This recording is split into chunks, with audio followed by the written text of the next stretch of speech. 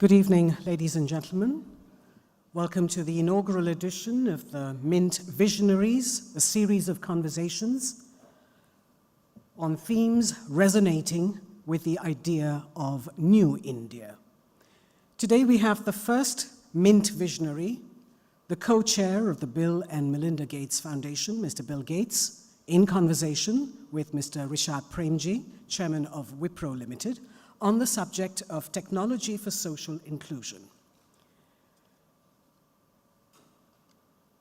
May I remind you to kindly keep mobile phones in the silent mode or switched off for the entire duration of the program. May I also remind you that depending on how much time we have, there may be an opportunity for a couple of questions from the audience to be taken up by the speakers. Please write down your questions on the cue cards that are with the ushers on the floor, and we will have them passed on to Mr. Premji. This event is being telecast and webcast live on our website and social media handles, and you may participate in the online conversation by tweeting using the hashtag Mint Visionaries or hashtag Mint with Bill Gates. May I first invite the Chairperson and Editorial Director of Hindustan Times Media Limited, Mrs. Shobna Bhartiya, to please make the introductions.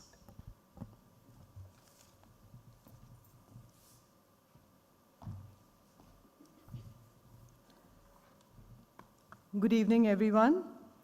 Mr. Gates, Mr. Premji, Mr. Kant, Mr. Padmanabhan, colleagues at HT Group, esteemed guests. A big thanks to the Bill Gates Foundation for shaping the first conversation in the Mint Visionary series. I'm proud that Mint, which has always upheld the highest benchmarks in journalism, has started Mint Visionaries, people who are inspiring a new future. We will showcase conversations with them on ideas that redefine a new India. Journalism has always defined its purpose: to inform, to enlighten, to empower, and now to redefine the future.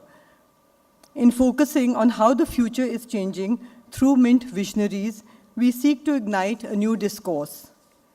Today's topic is on technology for social inclusion, something India needs to digitally transform itself. Who better than Mr. Gates, entrepreneur, technologist, philanthropist, to give us a picture of the forthcoming transformation? And I quote, "You can't get people excited unless you help them see and feel the impact," unquote, Mr. Gates has often said. I couldn't agree more. Conversing with him is Mr. Premji, entrepreneur, philanthropist, who has given a new direction to both entrepreneurship and technology in India. I look forward to a discourse that will set the course for India's own social trajectory to enhance the ability, opportunity, and dignity of the disadvantaged. On Mahatma Gandhi's 150th birth anniversary, I remember his remark, and I quote, "Satisfaction lies in the effort, not in the attainment," unquote. I thank Mr. Bill Gates, Mr. Rishad Premji, Amitabh Kant, and everyone for being part of this effort. Thank you so much.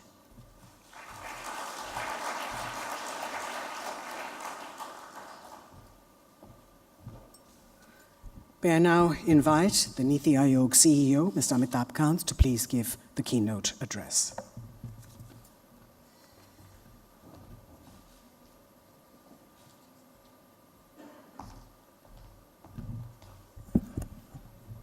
Shobna Bhartiya, Bill Gates, Mr. Rishad Premji, distinguished guests, ladies and gentlemen, given India's unique complexities and given India's huge divergences across language, culture, languages, India's challenges are truly unique. They're unique and they're very different from the Western part of the world. They're unique because 1 in 2 women in India are anemic. They're unique because India's learning outcomes leave a lot to be desired.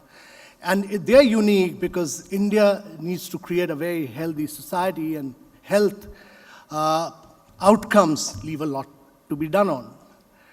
And therefore, unlike the Western world, which is innovating for driverless cars, India needs to innovate for many of its social challenges. And these innovations cannot be incremental. They need to be made in a quantum manner. And India needs to make a massive jump forward using technology and leveraging technology for growth. We in Niti Aayog run a program called we cover about 115 of the most backward districts of India. We don't call them the backward districts. We call them the aspirational districts of India. But we make them compete on 49 indicators across nutrition, education, health, and we track them on a real-time basis with third-party data flowing in on a minute-to-minute basis on a dashboard which is called Champions of Change. The Bill and Melinda Gates Foundation helps us and track this data from grassroots level onwards. We put this data out in public domain, and each one of these districts are competing on a real-time basis, and we've seen in the last 1 year a huge transformation taking place simply because we are measuring change. We are putting data in public domain, and because everyone is competing. We are naming and shaming them on poor performance, and simply because good governance has now become good administration and good politics. And therefore, we've seen a massive amount of transformation taking place in these districts simply using technology. In the Banka district of Bihar, which is one of the most backward districts of India, a young collector used his mobile to transform education and improve learning outcomes through an app called Mera Mobile, Mera Vidyalaya. My mobile, my education. He's put education in the palms of the students there. And therefore, huge improvement in learning outcomes have taken place. We've seen transformation taking place across nutrition because we are tracking every single pregnant woman and every single child in these aspirational districts. I have no doubt in my mind that the challenge before these districts, that in 3 years' time, they must become the best performing districts of their state, and in 5 years, they must become the best performing districts of India, will be more than met. And if you are able to transform the 115 districts of India, you would really be transforming India in many, many ways and actually spearhead India to a high trajectory growth rate. Without this, India can never aim to achieve a high trajectory growth rate over a 3-decade period on a sustained basis. Just not possible. But what we've done in many ways is by tracking data, we've brought in a huge amount of data. What India has done otherwise is that we are the only country in the world which has 1,200 million biometrics. We are the only country in the world which has 1,200 million mobiles. And we are the only country in the world which has today 1,200 million bank accounts. Between 2014 and 2018, every second bank account opened across the world was opened in India. Over 58% of the accounts were opened in India. In last 2 years, we've opened bank accounts for 191 million women. And therefore, this has been the biggest financial inclusion program in the world, to my mind. And what really we've done, when I was a young officer, I just started my career in Kerala. I was working in the traditional fisheries sector of Kerala, and my job was to lift these traditional fishermen and ensure that they get a higher marketed price for their catch. They used to just get about 18% of the market price of catch. We provided them new technology, we provided them new fiberglass crafts, we provided them new nets, which were then known as the disco nets, but it was a nightmare to open their bank accounts. I used to run after bank managers. It used to take me 7 to 8 months to open their bank accounts. Today, about a month back, I walked into a bank and I opened my bank account in exactly 55-second flats using my biometric. And therefore, we brought in a huge revolution, and it's the revolution of technology. And therefore, if you look at India, it's not just the biometric, it's not just the mobile. Our data consumption, our mobile data consumption is more than the mobile data consumption of USA and China put together. Our cost of data is 1/10 the cost of UK. Our cost of data is 1/20th the cost of United States of America. And what has India done? It's thrown up vast amount of data, not merely through biometrics. The entire government program of public finance management is all digital. We can't release a single paisa without being digital. The new Ayushman Bharat scheme, which provides health insurance to 500 million Indians, which is more than the population of USA, Europe, and Mexico put together, is cashless, paperless. It's totally portable. The unified payment interface, and we do digital payment. 1.5 years, I have not used my debit card, credit card. I only make payment through my BHIM app. It's totally digital. And therefore, what India has done is to become data rich before it has become rich. We've thrown up massive amount of data. And therefore, this data will fuel change. It will enable machine learning. It will enable a vast number of our young startups today to use a huge amount of data to spearhead change. Unlike America, where data is owned by Google and Facebook, unlike China, where it's owned by Alibaba and Baidu, we have created public entities. UIDAI, which owns Aadhaar, is a public entity. Ayushman Bharat is a public entity. 99.6% of Indians pay direct tax online. 96% of it gets settled within a period of 4 months. It's all digital. And therefore, all the data is owned by public entities, but we've allowed private sector to innovate on top of that. And therefore, you have Google Pay, you have Paytm, you have PhonePe, many of them innovating. And therefore, we are opening up data sets in an anonymous manner to academicians and researchers. We are opening them to over 1,000 artificial intelligence startups in India. And therefore, you'll have many, many startups in India. Look at what SigTuple is doing. Look at what Tricog is doing. Or look at what a young girl called Aditi doing in the villages of Rajasthan. She runs an artificial intelligence startup called Imbibe. And she tracks every single student on the performance in their subjects, much like we track Uber vehicles longitudinally and latitudinally. And then depending on the performance of the students, she provides extra dosage of education. And learning outcomes have radically improved in these districts. And similarly, many other startups like Satsho or Valsar Labs, who have brought in a huge revolution in the agriculture sector, ensuring that farmers get fertilizer and seeds depending on the weather and soil condition on a real-time basis. And therefore, what we are witnessing today is a massive radical transformation by sheer use of technology. 3 years back, 2.5 years back, Mr. Bill Gates came and gave us a very visionary lecture at the Niti lecture series, which was attended by the Prime Minister and the entire cabinet colleagues. All the top layers of the bureaucracy was there. The lesson that came out from his lecture was that India just can't afford to be incremental. India needs an explosive pace of technological growth. We are the country with the highest number of STEM graduates. We cannot afford to be status quoist, nor can we afford to be another Silicon Valley. Silicon Valley may be the most innovative place in the world, but it has no challenges. All the challenges of the world are in India.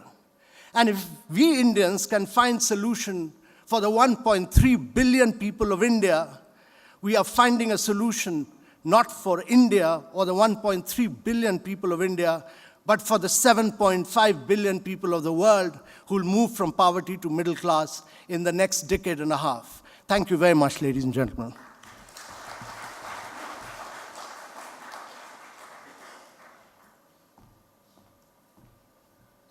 Thank you very much, Mr. Kant. May I now invite Mr. Bill Gates and Mr. Rishad Premji to please come up on stage for the conversation. Ladies and gentlemen, a reminder to please write down your questions and give them to the ushers on the floor, and we'll have them sent to Mr. Premji. Mr. Gates and Mr. Premji. Is this on? Good evening.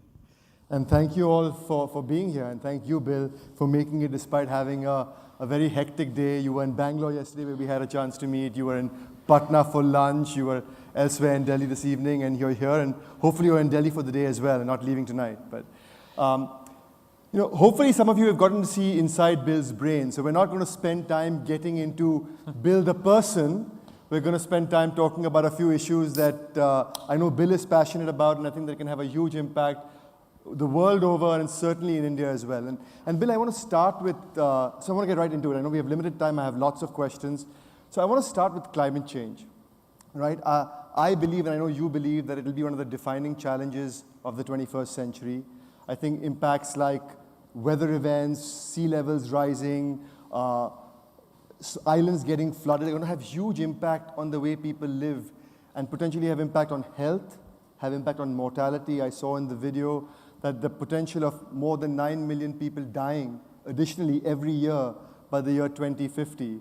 So there's huge, huge implications of climate change. And I know you personally, and I know the Gates Foundation is spending a lot of time both on mitigation, which is how do I reduce carbon emission, and I know you're spending time through breakthrough energy ventures on a personal capacity, really investing in technology that can pay off, as well as around adaptation, right? How do you adopt to this challenge? And I know you're spending time on seeds for farmers that can survive drought. I know the Gates Foundation is very actively involved. So I want to start off with that. I have two questions. One is, what are you personally and what is the Gates Foundation doing both around mitigation and around adaptation? And then the second question is, what can we do to learn, leveraging science and technology as governments, as citizens, to be more informed about climate change and the impacts of climate change? Because we oftentimes have this debate, is it real, is it not real, what can come out of it? Yeah, so I'm actually writing a book about climate change that'll come out next June. And it's to explain how we have to change the economy to get these emissions down to zero. You know, today we're emitting 51 billion tons, and that number has gone up every year. So the idea that some year it'll start going down and some year it'll get to zero is very, very challenging. You know, most of the energy we use in the world today comes from coal, natural gas, or gasoline. And by the time you get to zero, you've basically gotten rid of those sources of energy and moved over to nuclear, renewable, hydro, which today make up less than 20%. The work on mitigation really requires immense innovation. I mean, there's innovations that people see already today. Electric cars, over the next 10 to 15 years, they will outcompete gasoline cars without subsidies. So that's really good. There's a new type of meat that's actually made from just protein, not from a cow. That today it's a small price premium, but over time the quality and the cost should beat normal ground beef, and that reduces the greenhouse gas emissions. We have a lot of inventions that need to be made. For example, the way we make cement and steel are extremely heavy emissions activities. And yet, you know, the world is going to build more buildings between now and 2060 than exist today. As the world urbanizes, you know, there's no way around that we're going to use a lot of steel and cement. And so this is a very unusual thing. We have to accelerate innovation. We have to create rewards for innovation that might not come if we didn't step in. Another thing that's very hard about this is that every country in the world has to participate. Even if you leave out the low-income countries, you can't leave out the middle-income countries because 60% of humanity lives there, and as we get out, a lot of the emissions will be coming from those countries, not just the rich countries. And so India is kind of paradigmatic. Can we innovate so well that as India quadruples its electricity capacity and provides air conditioning and refrigeration and lighting 24 hours a day reliably to everyone in the country, that's done in such a way that it doesn't emit greenhouse gases. If you had to do it today with today's technology, you would do it with coal, because the intermittency and challenges of renewables are quite large. So mitigation is hard. Because we're going to have warming, we need adaptation, and there we need much better seeds. I went to see, as you mentioned, the Chief Minister of Bihar, Nitish Kumar, who I've seen him over the last 10 years, a lot of great work that he's done in Bihar that our foundation has been able to help with. This is the first meeting I had with him, and I didn't expect it at all, where he was talking about climate change.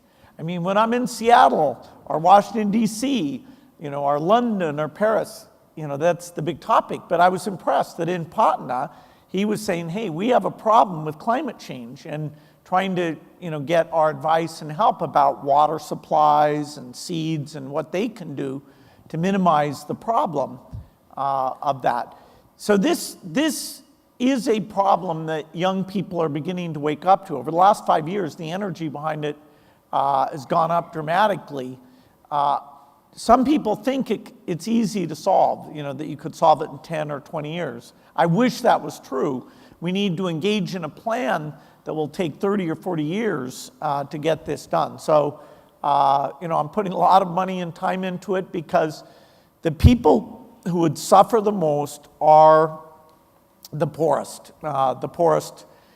in the north of India, in Africa, all over the world. It's the farmers who will bear the brunt, even though they did nothing to cause the problem. And that's what I struggle with, Bill, because that's the inherent conflict, right? The conflict is that the fast emerging economies are saying, hey, look, we need to grow, and renewable energy can't keep up. But if you have climate change impact, the people at the lowest end of the pyramid in those countries themselves will suffer the most. So there's this challenge of growth, and yet the challenge of suffering that may come with that growth, depending on the energy sources that actually are available in those countries as well. That growth is necessary. Right. We cannot say to people, oh, too bad, the rich world emitted so much greenhouse gas, you don't get to have air conditioning as your days are getting hotter and hotter. So we're going to have to make a lot more energy. Even if the rich countries cut in half how much energy they use, the middle income countries, including India, deserve a lot more energy. And so we need new technology, and this is really where my book focuses, that lets you generate that energy without greenhouse gases. If we froze technology today, we would face an impossible choice between letting people improve their lives and emitting so much greenhouse gas that the warming would make the tropical areas almost unlivable. Yeah. And I know one of the energies you're very excited about is nuclear power. And I know you're spending a lot of time on that. I know it has its own controversies around it. But tell us a little bit about why you're so excited. I know it's carbon emitting neutral, but what excites you about nuclear energy? Yeah, some of the things we do, whether it's advanced seeds, that can be controversial. Family planning can be controversial. Through my office, I've invested hundreds of millions in a next generation of nuclear. Today's nuclear plants, although they're fairly safe, they're not inherently safe, and they're a bit too expensive. And that design has been around for over 50 years. It wasn't designed with the digital computer. Now we can make a next generation, which is called the fourth generation, that is a lot better. Right. And what that does is it gives you 24 hours clean energy, and you can put it near to where the power's needed. And so, I can't say for sure that the world will accept nuclear, because the current attitudes vary a lot. It could be a key part of climate. So we need to pursue nuclear energy. We also need to pursue other breakthroughs, miracles in storage, geothermal, so that we have these different sources. Right now, the goal is to build demo plants of this next generation, really show people that the economic, safety, waste, all those things can really be dealt with. What is your view, Bill, on investing in some of these technologies, right? Some of this may pay off. I know you're investing in companies like TerraPower. Some of these may not pay off. You're going to have bold philanthropy, perhaps, looking at investments that may or may not pay off. What is the role in investing in these technologies of the future? Is it the responsibility, in your view, of philanthropy, private market forces, government? What do you think about that? Yeah, 4 years ago at the Paris Climate Accord, Prime Minister Modi came and was part of announcing what he called mission innovation. And that was a commitment of governments to double their energy R&D. So governments, in terms of basic R&D, which is open to everyone, they have a key role. In terms of regulations that encourage things like electric buses and cars, they have a lot to do. To let you build a grid, when you put on intermittent power, you need to connect up the entire country because you'll have parts of the country with no wind or no sun. So the only way to get reliability is to have as big a grid as possible. And so governments have a big role to play. The venture capital business had tried to do clean energy. A couple of venture guys did that, but it didn't go that well. So we created, with help from people like John Doerr, Vinod Khosla, who are fantastic, this new venture group called Breakthrough Energy Ventures. I called 25 rich people, 21 said yes, so I got the $1 billion actually quite easily, and we'll do a number of rounds. So that group is now invested in 30 breakthrough ideas. We need to invest in about 100, I think, because about 10 to 15% typically will be successful. Energy is a lot harder than software. Software, you just do it, you put it out there, you get feedback. With energy, it's the physical economy, and it has to be reliable. And all the electrons are kind of the same. There's not some special market out there. So this is going to be difficult. The person who understands this world best of all, Václav Smil, has written books about how slowly things change in the industrial economy. So we will be having more global cooperation, more innovation, more speed than ever in the history of the Earth. But that's what we need. Just one last question on climate change. The impact of climate change obviously is diseases, right? Vector-borne diseases like malaria. I know you're very passionately focused on malaria and eradicating malaria, like you did with polio. Talk to us a little bit about that and about the challenges of climate change, about the changing goalposts because you don't know how it can actually spread further. Yeah, so 80% of the suffering from climate change will be poor farmers. And how does climate change make them suffer? It's not just that they're hot during the day, although that in some places it's almost unlivable. It's that their crop will fail more like every 3 years than every 8 to 10 years. And their productivity every year will be lower. So that means more malnutrition, and that means they'll be dying of diseases. And so the way we respond to that is we have to come up with much better seeds, much better advice, credit for fertilizer, and we have to improve the health system. So even if they happen to get pneumonia or diarrhea, they don't die. The world has made huge progress on childhood death. It went from 10 million a year back in 2000. Now it's below 5 million a year. And we'd hate to reverse that. As you heat the world up, the mosquitoes can live at higher altitude.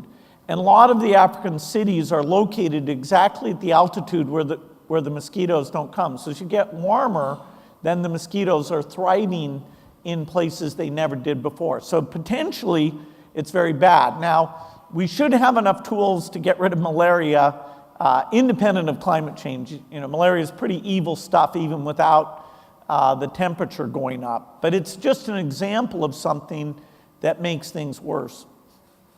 So let's switch from climate change to artificial intelligence. I know it's a subject that we all believe has huge impacts and huge potential. The world has made a lot of progress in AI over the last few years. The building of algorithms, the availability of data, compute storage has certainly made commercial uses for AI more prevalent. There's tremendous opportunity for AI also in the social space, right? How do you detect disease? How do you manage disaster relief? Smarter cities, safer cities. plant management, early stage in agri. So I want to get to the societal impact of AI, but before we get to that, give us a view, a holistic view, Bill, from your perspective on where do you see AI going? I know you've mentioned and called AI both a nuclear power and a nuclear weapon in terms of its promise and its danger, right? But give us a sense for what should we be excited about? What should we be cautioned about around AI? Well, AI has accelerated over the last 10 years as these machine learning techniques called deep learning and some varieties around that have been advanced very rapidly. And so there's a class of things like game playing or speech recognition or image recognition that the performance levels are phenomenal. You know, if you compare human speech recognition to computer speech recognition, the computer is slightly better. And that's, you know, mind-blowing. Now, AI, usually we see things that are completely dumb or that are other humans. And so it's hard for us when something's sort of an idiot savant, really good at a few things. When we see that, we think, oh, it must be good at everything. You know, it can play chess and Go better than any human. That's kind of too bad. But we think that means it can do something like read a book. It can't read a book. It has no model of the world, no common sense. Now, there's a lot of people, including at Microsoft, Google, you know, working hard to try and do that, but that's, you know, very unknown. So what we have today is a tool. You know, we're going to take AI and create like an ultrasound device that when a woman's pregnant, we'll be able to see, is this going to be a complicated pregnancy? You know, we can point at the lungs and see if there's infection or TB. And the person using that won't have to even be that well trained. So there's some miracle tools that even today's AI can give us. A lot of the debate is about when is the next stage coming, and in terms of what that does to the job market, you know, how do we think about that? You know, I think that's out there. I do think it's a very important topic. There's a recent book called Rebooting AI that talks about what we're good at and what we're not good at, and reminds people, it's Gary Marcus is the author, that we're not really at the breakthrough yet. And we don't even know the path to the breakthrough that gets general intelligence. No, and you touched upon this, Bill. You know, what is your view on the narrative that AI is taking over our jobs? And if you believe that, do you worry at all that to reskill people and the kind of advanced skilling you require to reskill those people, do you further enhance the inequity gap by doing that? Yeah, you have to be careful when there's advances. In a sense, we're all better off. If the machines can make all the food and the clothes and none of us have to work, you know, you think, okay, now we have all the freedom. If we want to stand behind the counter and, you know, make sandwiches, okay, you can if you want, but there's this other way to make those goods and services. But it will be very disruptive because, you know, say you're mid-career in manufacturing or driving, then it's a disruption. Now, we've had that in a slow way for hundreds of years. You know, we used to all be farmers. Now, very few of us are farmers. And that happened gradually enough that it was more generational. Okay, my father was a farmer, I'm not a farmer, as opposed to halfway through his career, it was like, okay, you have to go do something else. The rate of change and the need for government to step in to improve, you know, help everybody have this safety net, which as you get richer, you know, if you have more resources, the safety net should be pretty incredible. The food, the health, the rent safety net. The world today, we still have lots of shortages, and so we can't afford, even a rich country, people talk about this thing called universal basic income. That's basically when you're so rich that you can have an unconditional safety net that even if you're just lazy, you get all sorts of good stuff. We can't afford that yet. If you get AI up to a certain level, then those sort of periods of excess where it's not about shortages, those will come. But those are not, you know, they're certainly not in my lifetime. Share a couple of examples, Bill, if you can, where AI has had scaled impact in the work that you're doing at the Gates Foundation, perhaps in health or education, something that can excite us, something that has applicability in India. I don't know if you're doing some work with leveraging AI in India. But Yeah, so certainly we use AI to do drug discovery. These biological systems are very complicated, and so the fact that we have vaccines for TB and HIV coming, that's partly enabled by this rich data, advance in biology, and machine learning. The most direct application you would see is, when we look at a woman to see if she has cervical cancer, we do image recognition, and we can do way better than any human or any previous test. Just by using a cell phone camera, it can tell us, okay, you need to get treatment. And if you catch that early, of course, you completely avoid that cervical cancer, which is caused by HPV. And so imaging, whether through an ultrasound or a normal picture, even down at the primary healthcare clinic, there is going to be mind-blowing improvements in what we can do to treat people. And some of it you'll just have on your own cell phone to look at your sleep, look at your diet, and to help yourself do the things that avoid absolutely getting sick. So these agents that can help you tutor, learn math. You can have this great dialogue and get rewards, and it'll figure out what you're confused about. So it'll be like having a personal tutor. That is coming within the next 5 years or so, and that's fantastic because it can prepare society to do new types of work. I'm being told we have a few minutes left. I want to move to social media, Bill. And I know social media has been an amazing leveler of access, connectivity, information. We've created some of the largest platforms in the world, which can be misused given their reach and their power.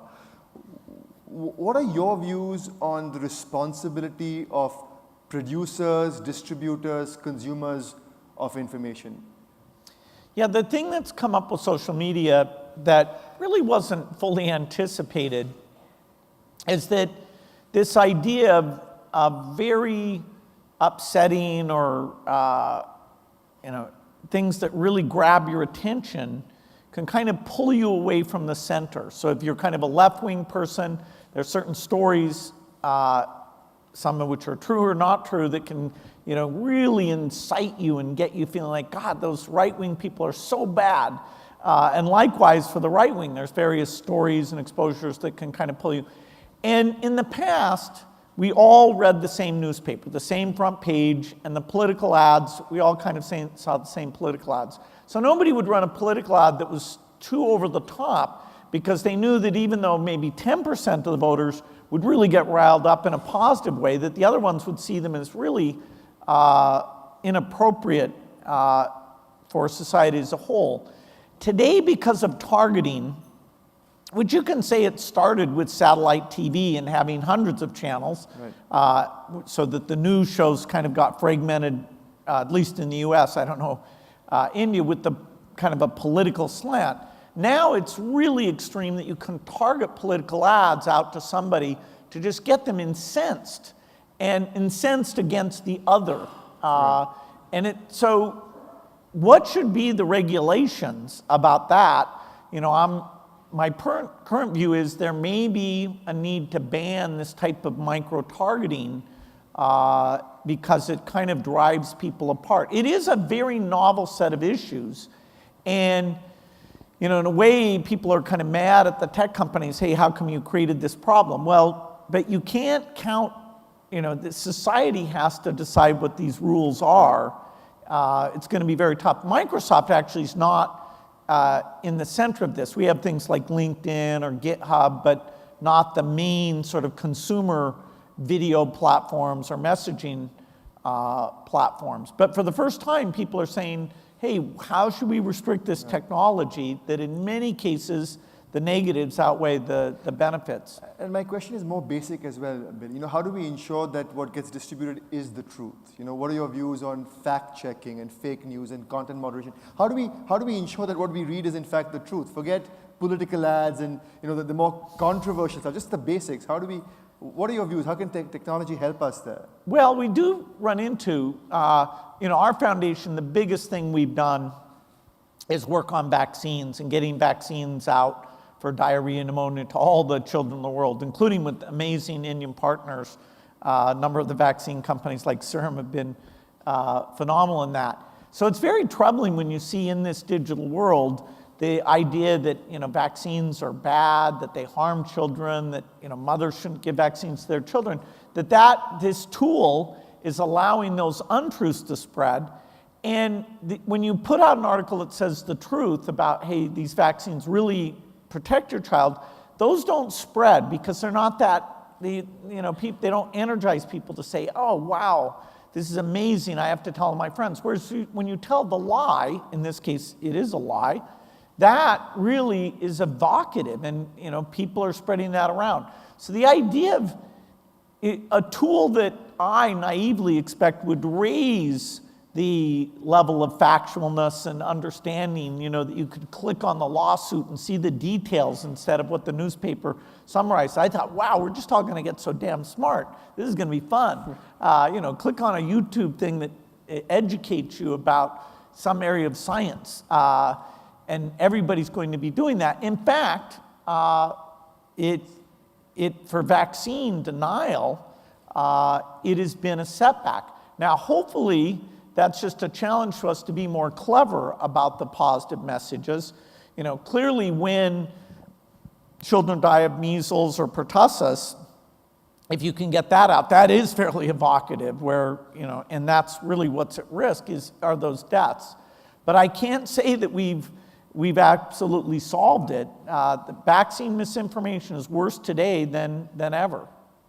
I'll end with the last philosophical question, Bill. What do you think technology cannot solve for?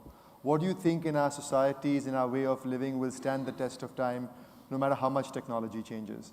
Well, technology can free up our time, but it can't tell us what you want to do with all this free time. I mean, in the extreme, this idea that you have to go do a job, some jobs are pretty boring. At least I wouldn't want to do a lot of jobs. But eventually it will free us up, and then it becomes a very deeply philosophical question that the machine will be no help with. How do we spend our time? What do we value? I mean, it used to be in the farming society, that was it. I'm a good farmer, I work hard. Now jobs are almost a sense of values that, oh, he's hardworking, they're a middle-class family, they work hard. Well, what is the organizing principle of education and days as that becomes less important? I'm a weird case. Obviously, I don't need to work, but the most fun thing for me is learning new science and meeting the partners of the foundation and going around. So that is what will eventually get dished up with.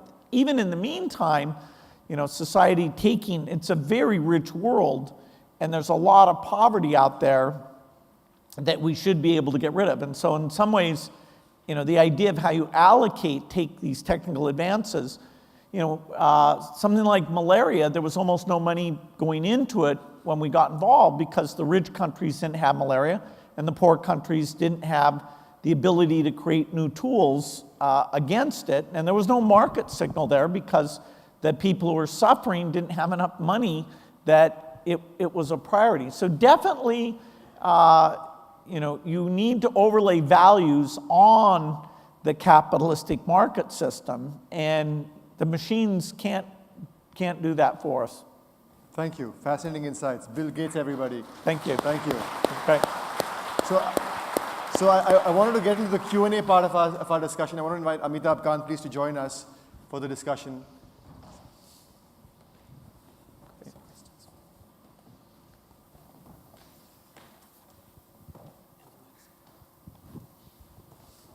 Thanks. So I've been given a bunch of questions. I have not seen them before, so I'll kick it off. Yeah.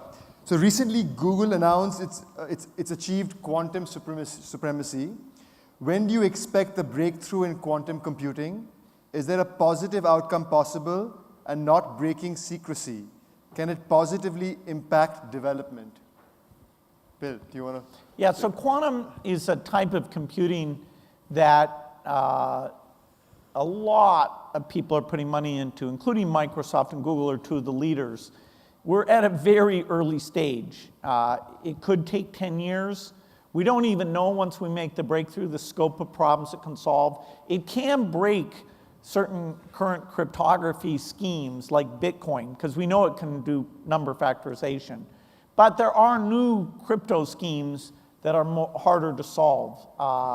And so it's not the end of the world. We have to just make a transition on that. So I'd say it's a cool thing that's being worked on, but it's very hard to predict. You know, Microsoft is spending many hundreds of millions a year. Lots of governments are involved, but very hard to say.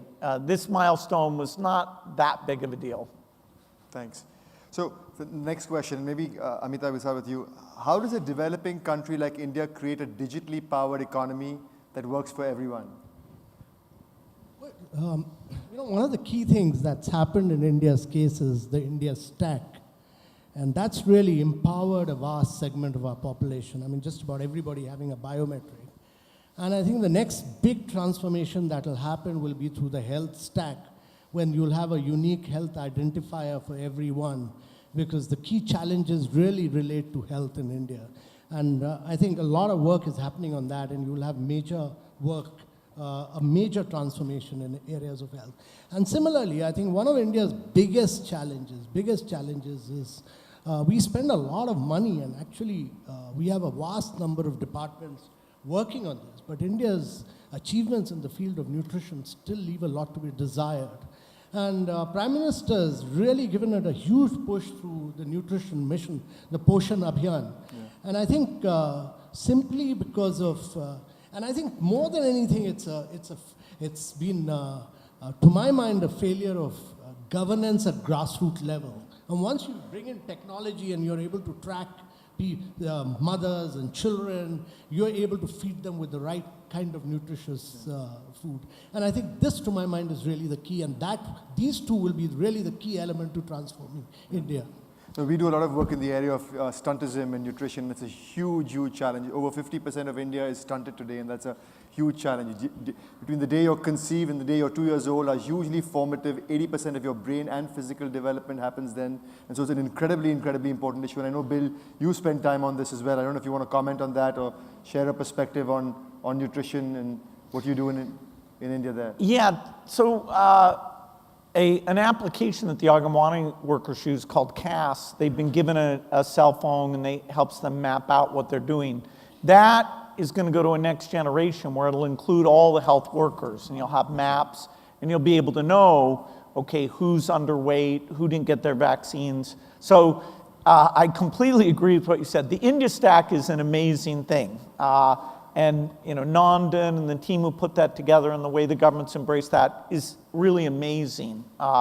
So far, it's gotten mature in the financial sector, but even there, the ability to take your GST payments and use that to seek credit. There's a whole next generation of that that's coming that I'm very, very excited about. And we help with the payment banks. We want to make sure that the poorest are included, that women are included, as all the benefit schemes move over to that. The health stack, which shares Aadhaar, the identity is a piece, I'm very excited about that. That's just at the beginning, but it's going to make all this health records, claims processing work a lot more smoothly than in other countries. It's got a consent architecture, which was partly refined by the legal challenge that made people really think through the privacy scenarios, and that's going to help many other domains. Education is another place where India Stack is just at the beginning, this Diksha and the online interactive things.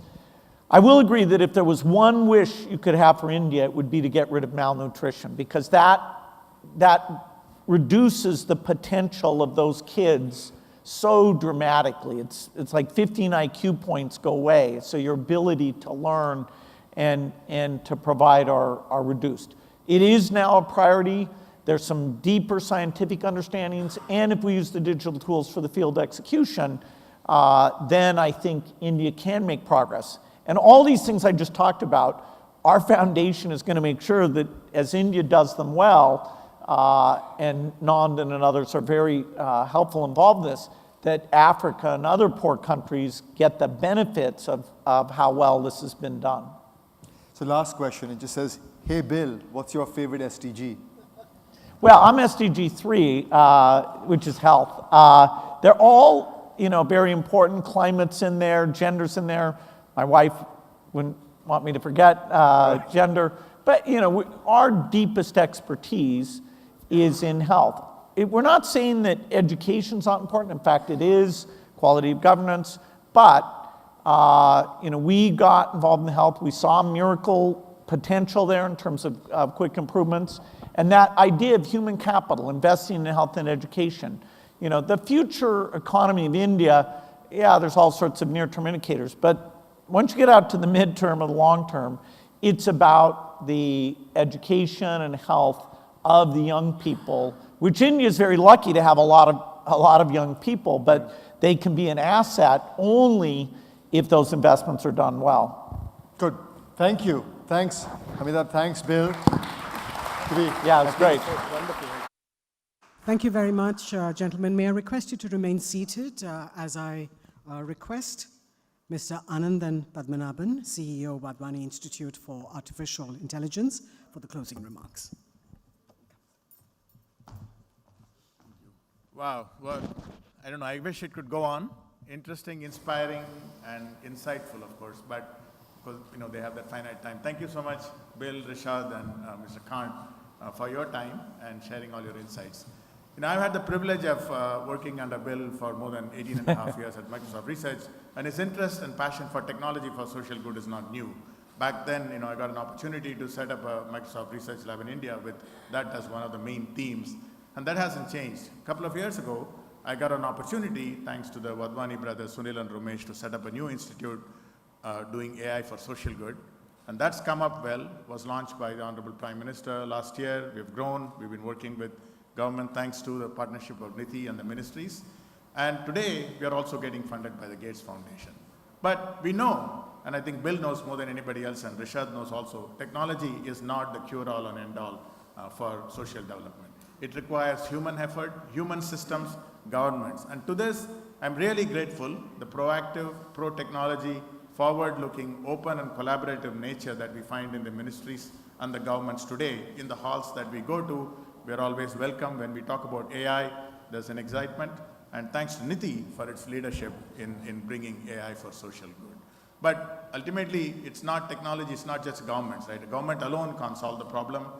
All of you, many of you I know are from the social sector organizations, toiling away in the field, implementing programs, and AI will come and help you. I mean, I'm not going to solve all your problems in one day, but be sure that this technology will come and make a difference. Why? Because one of the biggest challenges in social development is the lack of capacity in the front end. We don't have enough doctors, we don't have enough agriculture experts, we don't have enough financial experts. The poor people suffer the most because of lack of knowledge and lack of expertise. That's exactly where AI can help. Imagine a day when every frontline health worker carries an health app that allows them to diagnose and treat and start giving advice and triaging. That will be the day when we'll see the light. Thank you all for being here. Thanks Mint for organizing this visionary series. Thanks Bill, Rishad, Amitabh Kant for being the first in the series. Thank you very much. Wonderful work with us in the backward districts of India.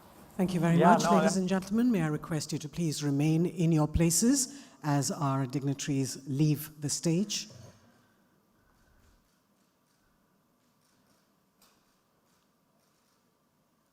Thank you. A round of applause, ladies and gentlemen.